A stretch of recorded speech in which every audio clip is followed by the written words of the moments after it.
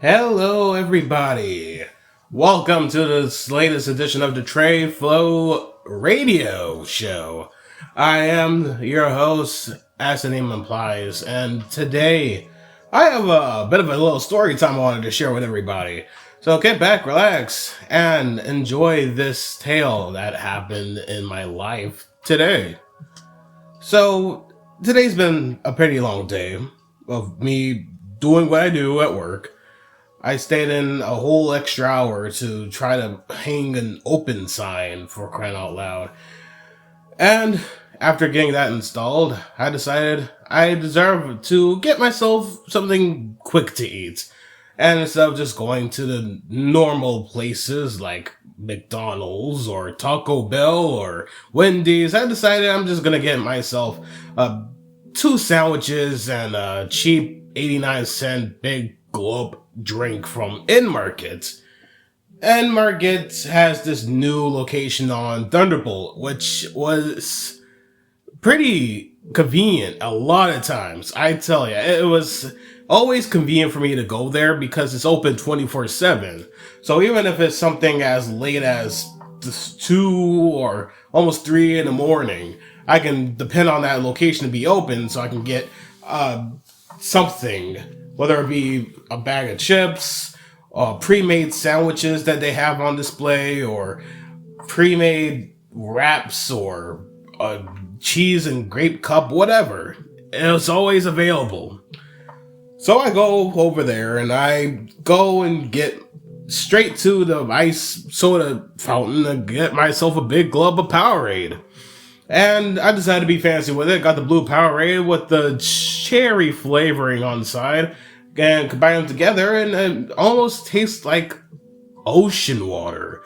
And I don't mean actual ocean water, that's just salt water, it's gross. But I mean the ocean water drink that you can get from Sonic's restaurants, Sonic drive-thru restaurants. They have this thing called ocean water, and I believe it's Sprite mixed with Powerade or some other blue liquid. But it tastes just like it. It's great, I love it. And I also got two sandwiches, roast beef and provolone and a ham and Swiss. I nuke it both in the microwave they have, which, again, I don't recommend to just any quick stop, but they're a relatively new place, so their microwave isn't filthy, disgusting, and halfway broken. At least not yet. So I go to the self-checkout, and I notice that the attendant that they have watching the store is on her phone. And a devilish thought comes to me. You know, what would stop me from lying and say I bought my drink and then just walk off after just paying for my two sandwiches? But I go against it. I decide not to do that, and I just go and just get what I came in for, the two sandwiches and my drink. I pay for all of them. And at the end, it asks if I want a receipt. I decided against it. I decided, you know what, after all the times I was just get a receipt and it didn't do anything, I decided not to get a receipt this one time. Little did I know how much that would bite me in the ass later. So I go and I go off my way to the microwave, and that's when I nuke the sandwiches for a minute and 15 seconds. Attendant's still on her phone or helping other customers at this point. And I do that, and I was about to head out the door until I decided, you know what? Let me go ahead and top off my drink. And I just added a little bit more Powerade to my cup, which wasn't empty, but I wanted to top it off before I go. So after I do that, as soon as I get in my car and I'm already in my car, I'm about to get in position to shift the ignition, out comes the gas attendant looking stressed, looking for somebody, like if they stole something, until she saw me. And keep in mind, I have no idea what she's on about. I rolled down my window and asked her, "You're looking for me?" And she straight up asked me, did I pay for my drink? For which I said, yeah, I bought this drink along with these two other sandwiches, which I showed her, the bag of the two sandwiches I bought. Like, I didn't just go in there and steal a fucking soda. And not even soda, it's Powerade. But whatever. And she asked me that because her eyes and her peripheral vision, she just saw me go in to the store, go and fill up my cup, and walk out. Which I told her, no, that's not what happened. And she insisted that's what she thought she saw, which, again, I don't care what you thought you saw. I'm telling you, that's not what happened. I went in there, I got my drink, and then I went out. Here I am missing my own story. Goddamn. I was in there, I got this drink and my sandwiches. I paid for all three. I didn't get the receipt, and I was thinking about the digital receipt saying I have the proof, but that was when the thought it struck against me. Hold up, wait a minute. I bought this in person. Normally, I would just use the skip it function on the app and just call it a day, and just went on with a virtual copy of the receipt in my emails. But I didn't do that this time because I decided to go through the self-checkout option. And although I would have proof that the transaction was there, like it shows that I got the points for the transaction on the app, and it shows that I had money taken out of my account for that transaction, it wouldn't show that exact amount of what was on the ticket on either occasion. At this point, I'm a little annoyed because she is up in arms talking about, well, I saw you go in the store to get your drink and get out. And mind you, this isn't even a white woman saying this. This is a fellow black person accusing me of stealing a soda. And not just soda. It's the fucking Powerade that comes out of the soda fountain that costs 99 cents. As if I would steal a soda from a big gulp machine, a soda fountain that might be cleaned, once or twice a month at most? Where's the logic there?